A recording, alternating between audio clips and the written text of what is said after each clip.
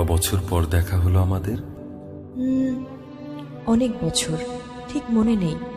আচ্ছা, বছর হবে বলুন তো? 15 বছর 2 মাস 17 দিন। এই মা, দিনক্ষণ এভাবে মুখস্থ রেখেছেন?